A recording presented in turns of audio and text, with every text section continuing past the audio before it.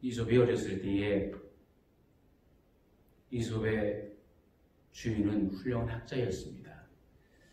어느 날 주인이 말을 합니다. 예, 이솝아, 목욕탕에 가서 사람이 몇 명이나 보고 오너라. 이솝은 목욕탕으로 갔죠. 그런데 목욕탕 문 앞에 이르렀을 때에 뾰족한 큰 돌이 땅바닥에 박혀있는 것을 보았습니다. 그것 때문에 목욕탕으로 들어가던 사람이나 목욕하고 나오는 사람이나 그 돌에 걸려 넘어질 뻔하는 모습을 봅니다. 어떤 사람은 발을 다치기도 하고 어떤 사람은 코가 깨질 뻔했습니다. 그런데 사람들마다 에이 빌어먹을 욕을 퍼부었지 누구 하나 그 돌을 치우는 사람이 없는 겁니다. 요셉은 그 모습을 보면서 사람들도 참 한심하다. 누가 돌을 치우면 될 텐데 누가 치우는지 지켜봐야겠다. 이런 생각으로 그 돌을 누가 치우나 계속 지켜봅니다. 목욕탕 앞에서 그것만을 지켜보고 있을 때에 여전히 사람들은 그 돌을 스치며 또는 밟으며 그냥 지나갑니다. 얼마나 지났을까요? 한 사나이가 목욕을 하러 옵니다. 그 사나이도 이 돌에 걸려 넘어질 뻔합니다. 이솝은 여전히 그 사나이를 지켜보고 있었습니다. 그 사람은 이렇게 얘기합니다. 왜 돌이 여기 박혀있지? 그리고는 단숨에 그 돌을 뽑아내버립니다. 손을 툭툭 털더니 목욕탕 안으로 들어갑니다. 요셉은 그제야 일어서더니 목욕탕 안으로 들어가서 사람의 수를 헤아려 하지 않고 그냥 집으로 가버립니다. 이솝의 선생님이 묻습니다. 갔다 왔느냐? 예, 선생님. 그런데 제가 목욕탕 안에서 사람이라고는 한 명밖에 보지 못했습니다. 이렇게 얘기를 합니다. 이솝의 선생은 사람의 수를 헤아려 보고 오라는 얘기였지만은 이솝이 바라본 사람의 개념은 달랐습니다. 이솝이 본 것은 사람다운 그 한 사람을 말한 것이죠. 사람이라고 다 사람입니까? 사람다워야 사람이죠. 교회라고 다 교회입니까? 교회다워야 교회인 줄로 믿습니다.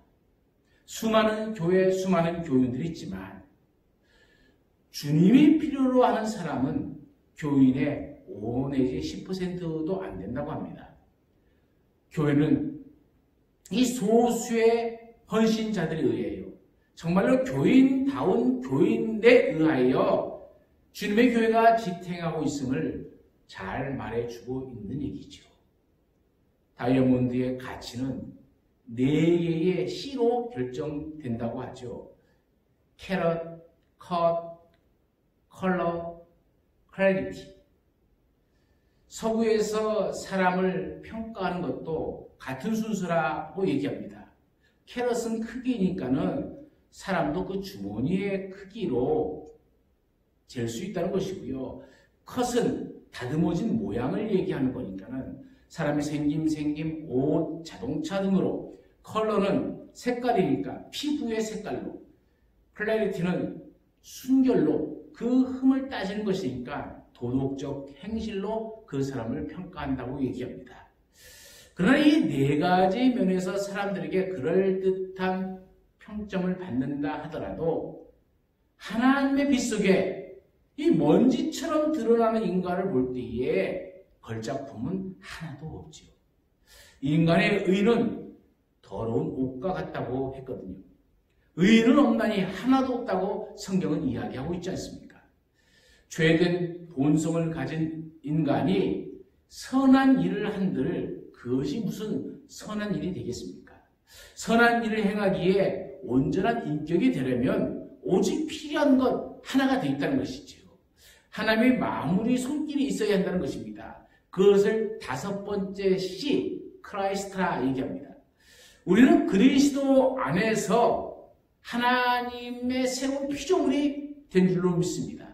그리스도의 피로 씻음을 받는 일, 만신창인 나를 하나님의 마무리 손길이신 그리스도의 십자가에 맡겨 용서를 받고 새 사람이 되는 길만이 나의 인생을 걸작품으로 남기는 일일 것입니다. 오늘도 우리 주님은 사람다운 사람, 교인다운 교인 그 한 사람을 찾으십니다. 피 묻은 복음을 듣고 예수를 따르는 자를 주님은 찾으십니다. 예수가 나의 죄를 지고 가는 하나님의 어린 양이라고 고백하는 그 믿음의 사람을 찾습니다. 이것은 혈통으로나 욕정으로나 사람의 뜻으로 나지 않고 하나님께로부터 난 자들인 줄로 믿습니다. 영접하는 자, 그 이름을 믿는 자들에게는 하나님의 자녀가 되는 권세를 주셨다. 그 말입니다. 오직 은혜로 믿음으로 주님을 따르기로 결심한 한 인격을 주님은 찾으십니다. 오늘 본문의 말씀은 초기의 기독교가 태동하고 있을 무렵 최초의 제자를 선발하는 과정이 기록되어 있습니다. 작은 겨자씨와 같은 한 제자를 통해서 하나님의 나라가 건설되어지는 것이죠. 그 주인공 맨 첫 번째로 등장하는 사람이 안드레입니다. 요한과 베드로는 너무나도 잘 알려진 인물이기에 오늘은 이 안드레를 소개하고자 합니다. 세례 요한이 요단 강가에서 회개를 외치며 세례를 베풀었지요. 세리와 군사, 제사장들, 유대교의 광신자, 평민들이 낙타 털로 만든 옷을 입고 석청과 메뚜기를 먹는 이 희한한 사람의 설교를 들으려고 모여들었습니다. 안드레는 이때 요한과 함께 회개하고 요한의 세례를 받고 요한의 제자가 되었습니다. 그리고 세례 요한이 말한 성령으로 세례를 주실 메시아를 기다리고 있었습니다. 그런데 어느 날 세례 요한이 무리 가운데 있는 한 사람을 가리켜 보라, 세상 죄를 지고 가는 하나님의 어린 양이로다라고 말하는 것을 듣고 안드레와 요한은 예수를 따르게 되어집니다.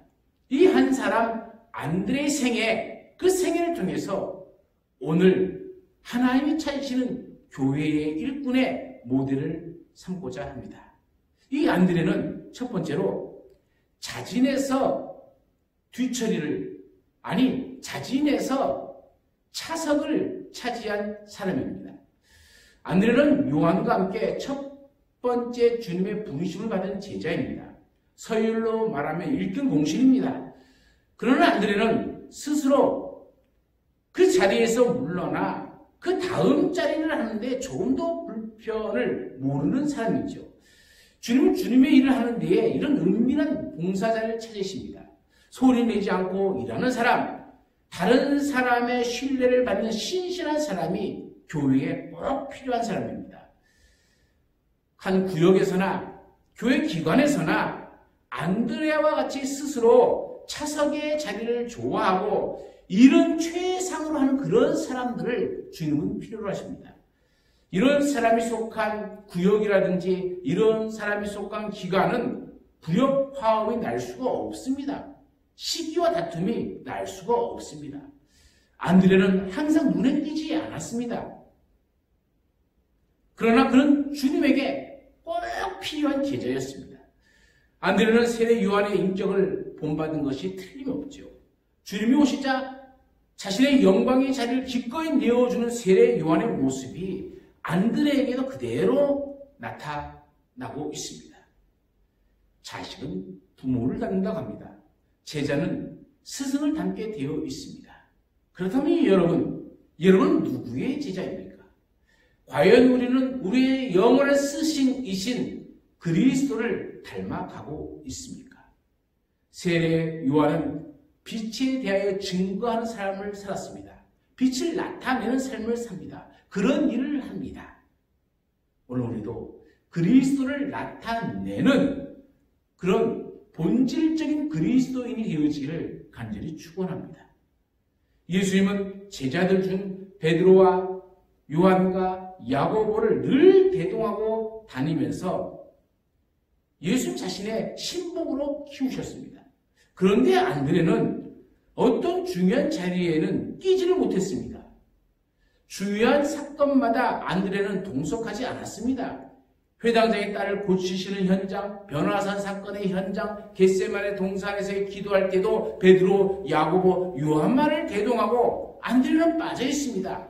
충분히 시기할 수 있고 불평할 수 있는 상황 속에서도 아무런 불평과 다툼 없이 자신의 일에 대해서 묵묵히 수행해간 이 안드레, 그는 주님이 찾는 진정한 일꾼이었습니다.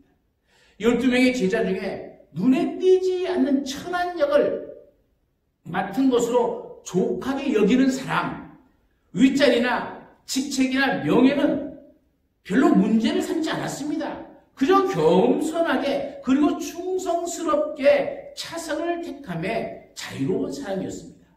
주님의 일을 하면서 이 평등한 것에 대한 자유가 없다면 우리의 헌신은 이기적인 동기로 주님이 기뻐하지 않을 것입니다. 우리의 눈을 들어 자원하는 마음과 기쁨으로 보이지 않는 한 구석에서 주님을 묵묵히 따르고 주의 일을 묵묵히 감당하는 이 안드레를 잘 지켜보시기 바랍니다. 은밀한 중에 봉사하는 안드레, 은밀한 중에 허드렛 일을 다 맡아 수고하는 봉사자 안드레, 이와 같은 주님의 사람이 많을 때에 그 교회는 부흥하게 되며 화목한 교회, 은혜가 넘치는 교회가 될 줄로 믿습니다. 두 번째로 안드레는 전도하는 사람이었습니다. 주님은 우리 각 사람을 구원하신 목적이 그 가족을 위하여 우리를 가정의 선교사로 보내시는 거거든요. 사도행전 1장 8절은 우리가 너무나도 잘 알고 있지요. 성령이 너에게 임하시면 너희가 권능을 받고 예루살렘과 온 유대와 사마리아와 땅 끝까지 이르러 내 증인이 되리라. 주님께서 우리에게 권능을 주실 때에 예루살렘, 유다, 사마리아 땅 끝, 이것이 순서입니다. 거라사 지방의 군대의 귀신 들린 자도 예수님을 떠나지 않으려 했습니다. 주님은 그때 그에게 가서 너희 친속들에게 주님을 전하라고 말씀하십니다. 먼저 복음을 전해야 할 곳은 가정입니다. 안드레는 육신의 형을 전도하였습니다. 빌립보 감옥에서 간수들이 있었습니다. 한밤에 옥문이 열리고 메인 쇠사슬이 다 풀리고 옥도가 흔들리는 기적이 일어났습니다. 이때 간수들이 바울과 실라가 도주한 줄 알고 자결하려고 할 때 바울이 만류하면서 간수들을 안심시킵니다. 이때 간수들이 바울에게 묻습니다. 어떻게 하여야 구원을 얻을 수 있을까? 이거에 대한 질문입니다. 이때 바울은 주 예수를 믿으라. 그리하면 너와 내 집이 구원을 얻으리라. 그리고 그 가정의 복음을 전하고 온 가족이 세례를 받아 구원받는 역사가 나타났습니다. 간수가 구원받으니까 그 가족이 돌아옵니다. 고넬료 한 사람이 구원을 받으니까 그 가정이, 그 가문이 구원을 받게 되어지는 것이죠. 안드레가 주님을 만났습니다. 주님의 거처한 처소로 가서 주님과 함께합니다. 예수 그리스도가 죄를 사하시기 위하여 오신 메시아인 것을 믿고 고백합니다.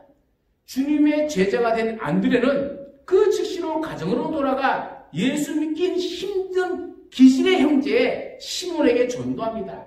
변덕이 심하고 다혈질의 사람, 자주 실수하고 넘어지며 허풍이 심한 사람, 그 시몬을 전도합니다. 바로 안드레를 사용하시어 시몬에게 복음을 전합니다. 주님은 이런 안드레와 같은 사람을 오늘도 찾고 계시는 겁니다.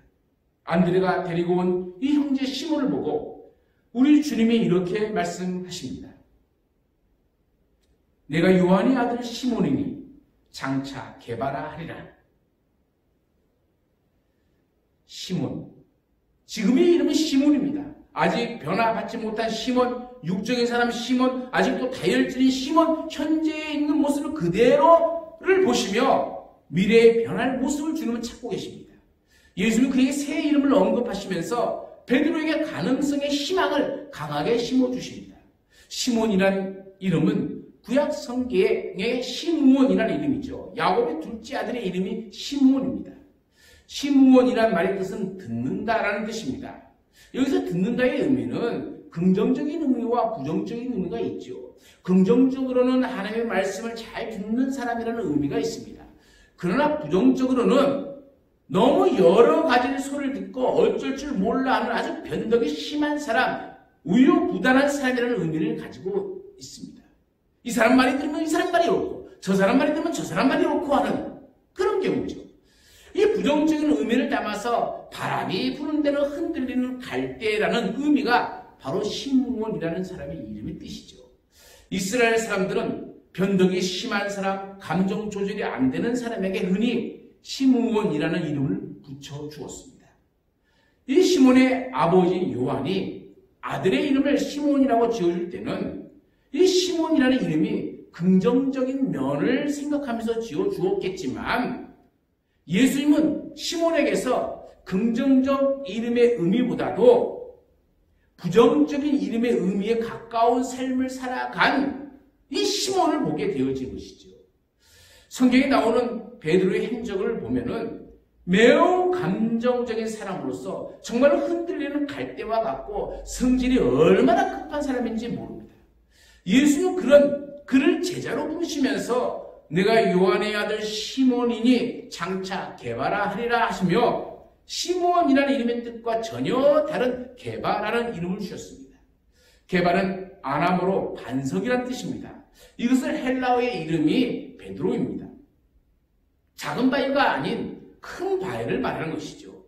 예수님께서는 우유부단하고 귀가 얇아 흔들리는 갈대와 같은 삶을 살아온 시몬을 커다란 바위와 같은 베드로의 존재로 만들어 주시겠다고 말씀하시는 겁니다.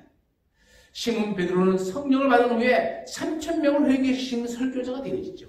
시몬 베드로가 주님의 수제자로 우뚝 서게 되어집니다. 대사도인 베드로를 전도한 사람이 바로 안드레입니다. 가족 구원, 그것은 하나님이 우리에게 주신 지상 명령입니다. 더 늦지 않도록 여러분의 부모에게, 여러분의 배우자에게, 여러분의 자녀들에게 예수 그리스도를 전하셔서 모두 다 천국 백성이 되어지기를 간절히 축원합니다. 사실 가족은요, 주님께 인도하기가 쉬우면서도 가장 어렵습니다. 그래서 우리가 잘 알고 있죠. 먼저 믿는 안드레를 베드로가 신뢰했습니다. 신중하며 사려 깊은 이 아우의 권면을 그대로 받아들여 베드로는 주 앞으로 달려옵니다. 바로 이런 점에서 우리의 불신 가족을 전도하는데 이 안드레의 역할이 필요한 거죠. 안드레는 그 형인 베드로에게 인정받은 사람입니다. 오늘 우리도 제일 먼저 가족에게 인정받는 사람이 되어야 됩니다. 가족은 나를 제일 잘 아는 사람입니다. 가장 가까이에 있는 사람입니다. 나의 장점도 알지만 나의 단점도 너무나도 속속들이 잘 알고 있습니다. 그들에게 내가 무슨 말을 할 때에 내 말을 저들이 믿어야 되는데 만약에 믿지 못하고 있다면 내 인생은 잘못 산 것이고요. 내 말을 듣고 믿는다면 내 인생은 참으로 잘 산 인생이 될 것입니다. 주님은 안드레를 통해서 베드로를 전도하게 하십니다. 그래야 이제부터는 사람을 낚는 어부라 이렇게 부르시게 되어진 것이죠. 우리의 가정도 내가 전도한 내 배우자가 나보다 더 좋은 신앙인이 되어지길 바랍니다. 내 자녀가 나보다 더 하나님의 일을 잘 감당하는 그런 복된 가정이 되어지기를 간절히 축원합니다. 세 번째로는 안드레는 헌신하는 사람이었습니다. 우리는 가끔 굉장한 사건으로 주님의 일을 가장 크게 하고 싶습니다. 그래서 주님을 그렇게 하면 기쁘게 해드릴 수 있을 것이다 라고 생각합니다. 그러나 더 중요한 것은 주님이 하시는 일을 믿고 따르는 것이죠. 갈릴리 바다의 위쪽에서 큰 무리가 예수를 따랐습니다. 이들은 지치고 배가 고팠고 집으로부터는 상당한 거리에 떨어져 있었습니다. 해는 졌습니다. 음식점도 없고 먹을 것도 없었습니다. 그때 주님의 마음을 살필 줄 아는 사람이 안드레였습니다. 주님이 무엇을 원하는지 살필 줄 아는 사람이 안드레였습니다. 요한복음 6장 6절에 보면 재미있는 말씀이 있어요. 어떻게 하실 줄 아시고 빌립이 어떻게 하실 줄 알았습니다. 안드레가 어떻게 하실 줄도 알았습니다. 빌립은 부정적이고 인간적인 생각을 했지만 안드레는 주님께서는 그 해답이 있으시다고 믿었습니다. 안드레는 오병이어를 가진 소녀를 얼른 찾아서 주님 앞에 데리고 왔습니다. 그럼 말씀을 보세요. 여기 한 아이가 있어 보리떡 5개와 물고기 2마리를 가지고 있나이다. 그러나 그것이 이 많은 사람에게 얼마나 되겠사옵나이까? 여러분, 그 뒤에 무슨 말이 생각되어 있을까요? 말씀을 계속 읽다 보면 압니다. 주님은 이 사람들로 앉게 하라 말씀하셨습니다. 안드레는 그 말씀에 순종합니다. 그렇다면 이 많은 사람에게 얼마나 되겠사옵나이까? 그 뒤에 이야기가 분명해지는 겁니다. 얼마나 되겠사옵니까? 이 물음표로 끝나는 것이 아니라 먹을 것이 비록 적고 사람이 많다 할지라도 주님의 손에 붙들려 치면은 무엇인지 가능합니다. 나는 그것을 믿습니다. 그 얘기입니다. 그래서 주님이 앉게 하라니까 순종하여 그 모든 사람을 앉게 합니다. 여러분, 이 믿음의 작은 헌신이 기적을 만드는 것이죠. 사랑하는 여러분, 상황이 달라지면 봉사하고 큰 일을 하겠다는 이 생각을 버리세요. 오늘 주님을 향한, 교회를 향한 나의 이 작은 헌신과 순종으로 주의 일을 시작하시기를 간절히 바랍니다. 대부분의 사람들의 일생은 3개의 영어 단어 동사로 표현된다고 합니다. 하나는 to want라는 말입니다. 자기의 욕망을 채우기 위해 사는 것이죠. 또 다른 하나는 to have입니다. 더 많은 것을 소유하기 위해서 살아갑니다. 마지막이 to run입니다. 자신의 목표하는 곳을 성취하기 위해서 뛰어가는 겁니다. 그런데 이 동사의 3개 모두 이루어져도 인간은 행복하지 않습니다. 아담과 하와가 불행한 것은 to want, to have, to learn을 위해서 정말 중요한 to be를 잃어버렸습니다. 아담과 하와가 선악과를 따먹지 말라는 하나님의 명령을 어기고 선악과를 따먹은 후에 하나님이 두려워 무화과 나무 밑에 숨었을 때에 하나님께서 그들에게 찾아와서 아담아 네가 어디 있느냐 물으셨습니다. 이것은 숨어있는 장소에 대한 물음이 아닙니다. 아담에 대한 존재론적인 물음이죠. 너는 누구냐라는 물음입니다. 하나님의 백성으로서 너는 어떤 모습으로 있느냐? 그 말입니다. to be에 대한 질문입니다. 이 to be의 문제는 부모와의 자녀, 직장, 교회 등 모든 생활에 있어서 복의 중심입니다. to be, 하나님 앞에서 내 존재가 세워지지 않는 가운데 to want, to have, to learn은 진정한 복이 될 수가 없습니다. 사단은 하나님의 백성으로서 to be를 부정하면서 하나님을 위한 백성으로 사는 것을 부정합니다. 너는 할 수 없다고 말합니다. 너는 그런 가치가 없다고 말합니다. 너는 안 된다고 말을 합니다. 그러나 예수님은 우리의 약함을 품으시고 상처를 어루만져 주시면서 우리를 하나님의 백성으로서 to be, 그 존재를 인정해 주십니다.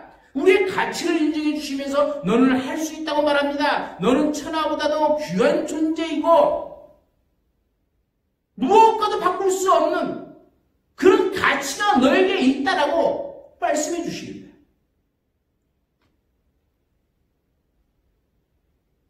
여러분 학교 다닐 때에 공부를 잘하셨습니까? 지금은 학교 성적을 등급으로 나누며 평가하지만 옛날은 수, 우, 미, 양, 가 5단계로 평가했죠. 방학이 되면 다 좋은데 한 가지 스트레스 받는 것이 있죠. 성적표입니다.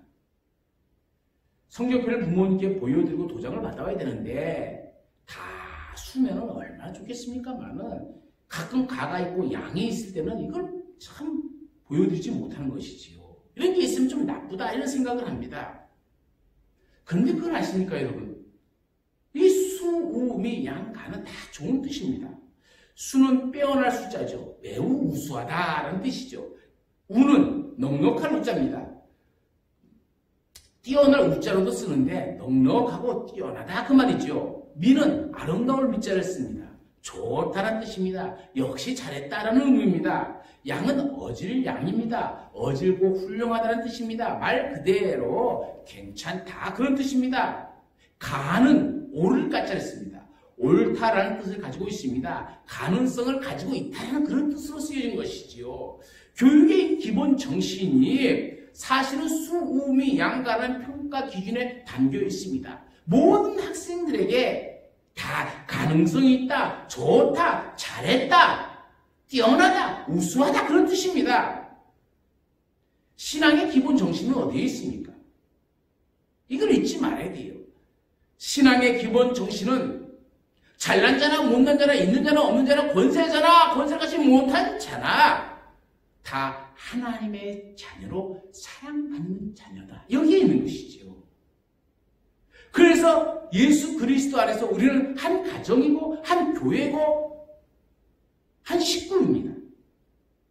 세상의 성적으로 평가할 수 없는 자녀라는 겁니다. 이것을 가장 깊이 깨닫고 실천한 사람이 제가 봤을 때는 안드레예요. 그래서 스스로 차석이 되어도 감사가 있고 형님 베드로가 자기보다 앞서가도 기뻐하고 남이 알아주지 않아도 또 보이지 않는 헌신을 하면서도 교만하지 않을 수 있었던 것, 묵묵히 그 길을 끝까지 할 수 있었던 것은 바로 이런 안드레의 깨달음이죠. 부모의 마음을 잘 헤아려 부모를 기쁘게 해드리는 사람을 효자라고 하죠. 안드레는 주님의 마음을 잘 헤아렸습니다. 눈에 띄지 않는 양보와 전도와 헌신으로 주님이 기뻐하신 것이 무엇인지를 그는 그의 인생을 사랑하면서 남들도 모르게 자기의 몸에서 그리스도의 향기를 드러낸 사람입니다. 사랑하는 여러분, 여러분은 하나님의 자녀라는 사실을 믿습니까? 그렇다면 안드레와 같이 삽시다. 주님 안에 있는 것만으로도 감사하고 나를 부르신 것만으로도 기뻐하고 내가 하나님의 자녀라는 이 사실만으로도 춤을 출 수 있다면 우리는 한 식구입니다. 한 가정이 형이 잘 되고 누나가 잘 되고 동생이 잘 되고 부모가 잘 되고 내 배우자가 잘 된다면 기뻐할 일이 아니겠습니까? 한번 따라해 봅시다. 나는 주 안에서 소중한 사람입니다. 옆 사람과 손을 잡으면서 쳐다보면서 인사를 나누시길 바랍니다. 당신은 예수님 안에서 보배와 같은 사람입니다. 사랑합니다. 당신이 있어 행복합니다. 당신의 그 헌신이 우리에게 큰 기쁨입니다. 나도 당신처럼 살겠습니다. 이 놀라운 고백이 여러분 가정 위에, 우리 형국 교회 위에 깃발이 되어서 2020년도 한 해를 승리하는 한 해요. 기쁨의 한 해요. 감사의 한 해로 사시는 우리의 삶이 되어지기를 간절히 축원합니다.